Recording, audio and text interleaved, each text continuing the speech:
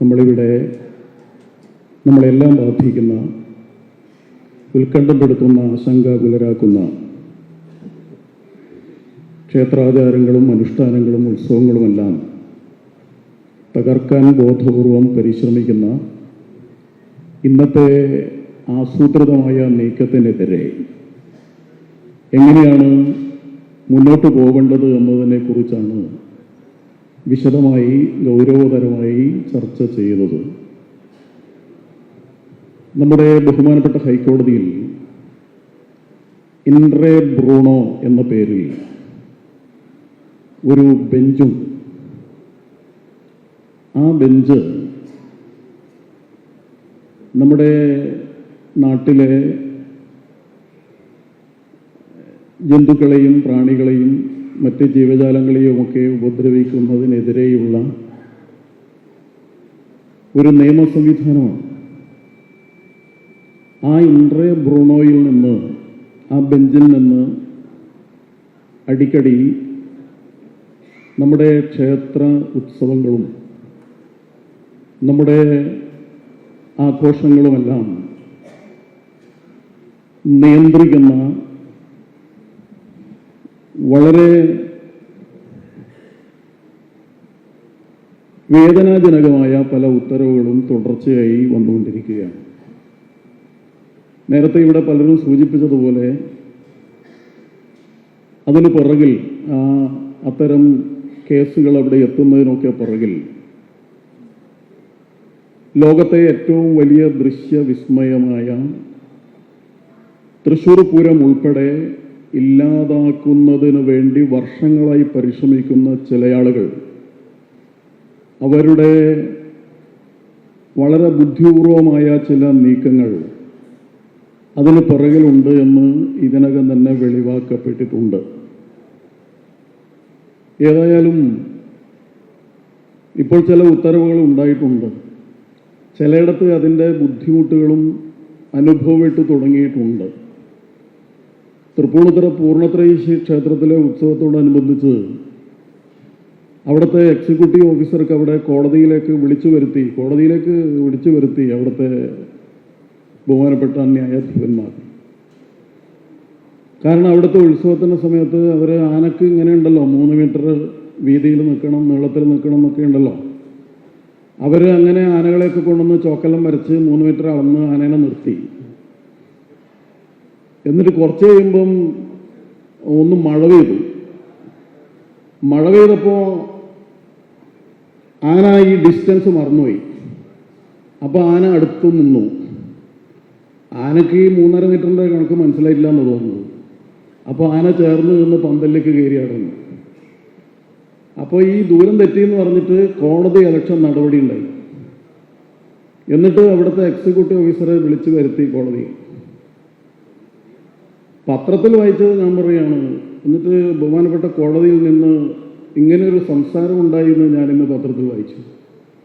നിങ്ങൾക്ക് ഇതിനെല്ലാം ഉള്ള നിർദ്ദേശങ്ങൾ കിട്ടുന്ന തൃശ്ശൂർ നിന്നാണ് എന്ന് ഞങ്ങൾക്ക് മനസ്സിലായിട്ടുണ്ട് എന്നാണ് പറഞ്ഞത്. തൃശ്ശൂർ നിന്ന് ആരാണ് ഇതൊക്കെ കൊടുക്കുന്നത് എന്നറിയില്ല, ഇവിടുത്തെ ദേവസ്വക്കാരൊക്കെ ആയിരിക്കും എന്നാണ് മനസ്സിലാക്കുന്നത്. അങ്ങനെ ഒരു വിവരം കോടതിക്ക് കിട്ടിയിട്ടുണ്ട്, കോടതി പറഞ്ഞു എന്നാണ് പറയുന്നത്. ഏതായാലും അങ്ങനെ കേസെടുത്തിരിക്കുകയാണ്. ഭക്തജനങ്ങളുടെയും അതുപോലെ തന്നെ എക്സിക്യൂട്ടീവ് ഓഫീസറുടെയൊക്കെ പേരിൽ കേസെടുത്തിരിക്കുകയാണ്. ഇത്തരം കാര്യങ്ങൾ വരുന്ന സമയത്ത് നമ്മളെല്ലാവരും നിയമം അനുസരിക്കേണ്ടവരാണ്, അക്കാര്യത്തിൽ സംശയമൊന്നുമില്ല. പക്ഷെ മഹാത്മജിയെ നമ്മളെല്ലാവരും ആദരിക്കുന്നുണ്ട്.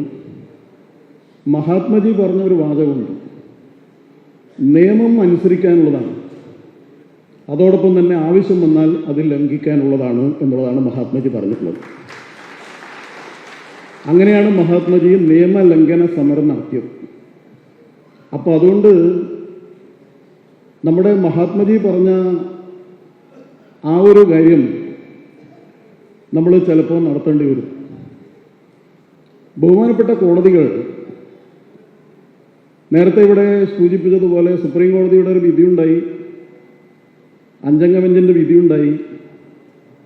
ആ വിധി നടപ്പാക്കാൻ ഇവിടെ പലരും ഉത്സാഹം കാട്ടി ശബരിമല കേസിൽ. എന്നിട്ട് അവസാനം എന്താ ഉണ്ടായതെന്ന് ബന്ധപ്പെട്ട ആളുകളൊക്കെ ഒന്ന് മനസ്സിലാക്കുന്നത് നല്ലതാണ്. നിങ്ങൾ ഈ കേരളത്തിലെ ഹിന്ദുക്കളെയും അവരുടെ സംഘടിത ശക്തിയെയും ഇവിടെ വിശ്വാസികളുടെയും ആ വിശ്വാസികളുടെ ഒരുമയെയൊക്കെ വില കുറച്ച് കണ്ടുകൊണ്ട് ഇത്തരം ചില തീരുമാനങ്ങൾ എടുത്തു കഴിഞ്ഞാൽ നിശ്ചയമായും അതിനെയൊക്കെ തിരുത്തി കുറിക്കാനുള്ള സംഘടിത ബോധം ഇവിടുത്തെ ഹിന്ദു സമൂഹം ഇതിനകം എല്ലാ വെല്ലുവിളികളെയും അതിജീവിച്ചുകൊണ്ട് ആർജിച്ചിട്ടുണ്ട് എന്ന് മാത്രമേ വളരെ വിനയത്തിന്റെ ഭാഷയിൽ പറയാനുള്ളൂ. അതുകൊണ്ട് ഒരാശങ്കയും വേണ്ട. 1-2 മാസം മുമ്പ് വരെ ഇവിടുത്തെ വലിയ ചർച്ച തൃശ്ശൂർ പൂരം ആരെ കലക്കിയെന്നായിരുന്നു.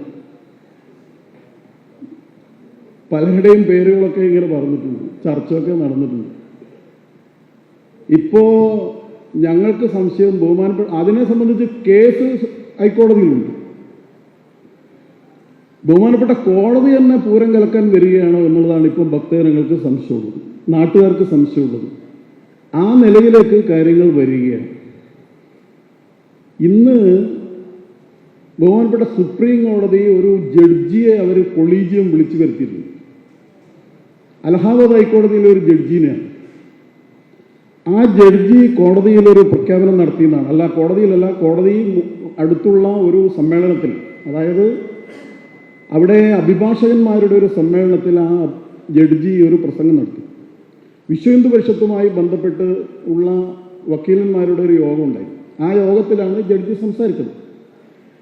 നമ്മൾ ഈ കേരള ഹൈക്കോടതിയിലെ പല സമ്മേളനങ്ങളിലും നമ്മളെ കേരളത്തിലെ ഹൈക്കോടതി ജഡ്ജിമാർ പങ്കെടുക്കാറുണ്ട്. അതിൽ CPM-ന്റെ വക്കീലന്മാരുടെ ലോയേഴ്സ് യൂണിയന്റെ പരിപാടിയിൽ കഴിഞ്ഞ സമ്മേളനത്തിൽ 4 ജഡ്ജിമാർ പങ്കെടുത്തിരുന്നു. അഭിഭാഷക പരിഷത്തിന്റെ സമ്മേളനത്തിൽ, അത് സംഘപരിവാർ അനുകൂലമായിട്ടുള്ളൊരു അഭിഭാഷക സംഘടനയാണ്, അതിൽ 2 ജഡ്ജിമാർ പങ്കെടുത്തിരുന്നു. നാഷണൽ ലോയേഴ്സ് യൂണിയന്റെ കോൺഗ്രസിന്റെ അനുകൂല സംഘടനയിലും ജഡ്ജിമാർ പങ്കെടുക്കുന്നുണ്ട്. പലതിലും ജഡ്ജിമാർ പങ്കെടുക്കുന്നുണ്ട്. അങ്ങനെ ജഡ്ജിമാർ അഭിഭാഷകന്മാരുടെ സമ്മേളനത്തിൽ ഇവിടെ പങ്കെടുക്കുന്നത് സ്വാഭാവികമായി പങ്കെടുക്കുന്നതാണ്. ആ സമ്മേളനത്തിൽ പങ്കെടുത്തുകൊണ്ട് ബഹുമാനപ്പെട്ട അലഹാബാദ് ഹൈക്കോടതി ജഡ്ജി 2 കാര്യങ്ങൾ പറഞ്ഞു എന്നാണ് അദ്ദേഹത്തിന്റെ പേരിൽ ആരോപണം. ഒന്ന്, അദ്ദേഹം പറഞ്ഞത് നമ്മുടെ ഈ രാജ്യത്ത് ഭൂരിപക്ഷ തീരുമാനമനുസരിച്ചാണ് കാര്യങ്ങൾ നടക്കുക എന്ന് അദ്ദേഹം പറഞ്ഞു എന്നാണ്. അതാണ് അദ്ദേഹം ചെയ്ത ഏറ്റവും വലിയ തെറ്റ് എന്നാണ് പറഞ്ഞത്. അതിലെന്ത് തെറ്റാണ്? ഭൂരിപക്ഷ തീരുമാനപ്രകാരമല്ലാതെ ഈ രാജ്യത്ത് എന്താ നടക്കുക? ഭൂരിപക്ഷ തീരുമാനപ്രകാരമാണ് ജനപ്രതിനിധികൾ തിരഞ്ഞെടുക്കപ്പെടുന്നത്. അങ്ങനെയാണ് നിയമസഭയും പാർലമെന്റും ഉണ്ടാകുന്നത്. ഹൈക്കോടതിയിലും സുപ്രീം കോടതിയിലും ഭൂരിപക്ഷ തീരുമാനപ്രകാരമാണ് വിധി ഉണ്ടാകുന്നത്. ശബരിമല കേസിൽ വിധിയുണ്ടായത് ഭൂരിപക്ഷ തീരുമാനപ്രകാരമാണ്. അതിനെ വിയോജിച്ചുകൊണ്ട് എഴുതിയ ജഡ്ജിയുണ്ട്. അല്ല, പല കേസുകളിലും ഭൂരിപക്ഷ തീരുമാനപ്രകാരമാണ് കോടതിയിൽ നിന്ന് തന്നെ വിധി ഉണ്ടാകുന്നത്. എങ്ങനെയാണ് ലോക്സഭയിൽ നിയമങ്ങൾ പാസ്സാകുന്നത്? ഭൂരിപക്ഷ പ്രകാരമാണ്. ഒരു ജഡ്ജി അത് പറഞ്ഞു എന്ന് വെച്ചിട്ട് അതിലെന്താ തെറ്റ്? രണ്ടാമത് അദ്ദേഹം പറഞ്ഞത് ഏക സിവിൽ കോഡ് ഈ രാജ്യത്ത് നടപ്പാക്കേണ്ടതാണെന്ന് പറഞ്ഞു എന്നുള്ള രണ്ടാമത്തെ തെറ്റ്. നമ്മുടെ പവിത്രമായ ഭരണഘടനയുടെ മാർഗനിർദ്ദേശക തത്വങ്ങളിൽ ഈ രാഷ്ട്രം ഏക സിവിൽ കോഡ് നടപ്പാക്കണമെന്ന് എഴുതി വെച്ചിട്ടുണ്ട്. ഭരണഘടനയിൽ എഴുതി വെച്ചൊരു കാര്യം ജഡ്ജി പറഞ്ഞത് എങ്ങനെയാണ് തെറ്റാവുന്നത്? എന്നിട്ട് അദ്ദേഹത്തെ വിളിപ്പിക്കുക കോടതി. അങ്ങനെ വിളിപ്പിച്ചിട്ട് അദ്ദേഹത്തോട് വിശദീകരണം ചോദിക്കുന്നു എന്നാണ് പറയുന്നത്. അങ്ങനെയാണെങ്കിൽ ആ വിളിപ്പിക്കുന്നതിനുള്ള കോടതിയുടെ അധികാരത്തെയോ ഒന്നും ഞാൻ ചോദ്യം ചെയ്യുന്നില്ല. ബഹുമാനപ്പെട്ട കോടതിക്ക് അതിനൊക്കെ അധികാരമുണ്ട്. വിളിപ്പിക്കുകയും വേണം, എന്ത് ശിക്ഷ വേണമെങ്കിലും കൊടുക്കണം, അതിലൊന്നും ഒരു തെറ്റില്ല. പക്ഷേ ഈ കേരള ഹൈക്കോടതിയിൽ നിന്ന് ഒരു പരാമർശം ഇവിടെ ഉണ്ടായിട്ടുണ്ട്. ഒരു വിഭാഗത്തിനെതിരെ സംസാരിച്ചു എന്ന് പറഞ്ഞിട്ടാണ് അലഹാബാദ് ഹൈക്കോടതിയിലെ ജഡ്ജിയെ വിളിപ്പിക്കുന്നത്. അങ്ങനെയാണെങ്കിൽ കേരള ഹൈക്കോടതിയിൽ നിന്നുണ്ടായ പരാമർശം ഹിന്ദുക്കളോടാണ് ചോദിച്ചത്. ഈ തിമിംഗലം എന്ന് പറയുന്ന ജീവി കരയിലായിരുന്നുവെങ്കിൽ നിങ്ങളുടെ ദേവനെ തിമിംഗലത്തിന്റെ പുറത്ത് എഴുന്നള്ളിക്കുമായിരുന്നോണോ ചോദിച്ചത്. അതേതെങ്കിലും വിഭാഗത്തിന് എതിരാണോ അനുകൂലമാണോ, ഏതെങ്കിലും വിഭാഗത്തിന്റെ വികാരത്തെ വ്രണപ്പെടുത്തുന്നതാണോ എന്ന് ഈ പറയുന്ന ആളുകൾ മറുപടി പറയണം. അങ്ങനെ ഒരു ആരാധനാ സമ്പ്രദായത്തെ, അങ്ങനെ ഒരു ആചാരത്തെ, അങ്ങനെ ഒരു വിശ്വാസത്തെ വ്രണപ്പെടുത്താനും അവഹേളിക്കാനും ഒരുമ്പെടുന്നത് ശരിയായൊരു കാര്യമാണ്. എത്രയോ വർഷങ്ങളായി ഇവിടെ ആനപ്പുറത്ത് എഴുന്നള്ളത്തുണ്ട്, ദേവീദേവന്മാർ എഴുന്നള്ളിക്കാറുണ്ട്. അങ്ങനെ എഴുന്നള്ളിക്കുന്നതിനെ പരിഹസിക്കുന്നത് എന്തിനാണ്? അങ്ങനെ പരിഹസിക്കാൻ, വിശ്വാസങ്ങളെ അനാദരിക്കാൻ, ആക്ഷേപിക്കാൻ, അവഹേളിക്കാൻ ഇവിടെ ഏത് ഭരണഘടനയാണ് അധികാരം നൽകുന്നത്, അവകാശം നൽകുന്നത്, സ്വാതന്ത്ര്യം നൽകുന്നത്, സംരക്ഷണം നൽകുന്നത്? അങ്ങനെയുണ്ടോ? പൗരന്മാർക്ക് മാത്രമാണോ നിയമങ്ങൾ അനുസരിക്കാനും ഇത്തരം കാര്യങ്ങളിൽ പ്രതിബദ്ധതയുള്ളത്? അക്കാര്യത്തിൽ എല്ലാവർക്കും ഉത്തരവാദിത്വമില്ലേ? ഒരു വിശ്വാസി എന്നുള്ള നിലക്ക് എന്റെ വികാരത്തെ വ്രണപ്പെട്ട ഒരു ചോദ്യമാണത്. എന്റെ വിശ്വാസത്തെ ഉലച്ച ഒരു ചോദ്യമാണ്. അങ്ങനെ ആയിരക്കണക്കിന് ആളുകളുടെ വിശ്വാസത്തെ വ്രണപ്പെടുത്തിയ ഒരു ചോദ്യമാണത്. അത്തരം ചോദ്യങ്ങൾ നീതിപീഠങ്ങളുടെ ഭാഗത്തുനിന്നുണ്ടാകുമ്പോ ഈ നാട്ടിലെ ഹിന്ദുക്കൾ നീതിക്ക് വേണ്ടി ആരുടെ മുമ്പിലാണ് പോകേണ്ടത് എന്ന ഒരു പ്രധാനപ്പെട്ട ചോദ്യമുണ്ട്. ഇവിടെ ബഹുമാനപ്പെട്ട സുപ്രീം കോടതിയിൽ നിന്ന് കഴിഞ്ഞ ദിവസം ഒരു ഉത്തരവുണ്ടായി. ആ ഉത്തരവ് 1991 ഇവിടെ ഒരു നിയമം കൊണ്ടുവന്നു. ആ നിയമം ആരാധനാലയങ്ങളുടെ സ്റ്റാറ്റസ് കോ നിലനിർത്തണം, 1947 എന്ന് പറഞ്ഞുകൊണ്ടുള്ള ഒരു നിയമം, ഒരു വർഷിപ്പ് ആക്ട് വന്നു. ഒരു മാറ്റവും വരുത്താൻ പാടില്ല. നമ്മൾ അസ്വതന്ത്രരായിരുന്ന സമയത്ത്, നമ്മൾ പാരതന്ത്ര്യത്തിലായിരുന്ന സമയത്ത് നമ്മുടെ നാട്ടിലേക്ക് കടന്നു വന്ന വിദേശികളായ സാമ്രാജ്യത്വവാദികളായ മതാന്തന്മാരായ ആളുകൾ നമ്മുടെ നാട്ടിലെ ഒരുപാട് ആരാധനാലയങ്ങൾ തകർത്തിട്ടുണ്ട്.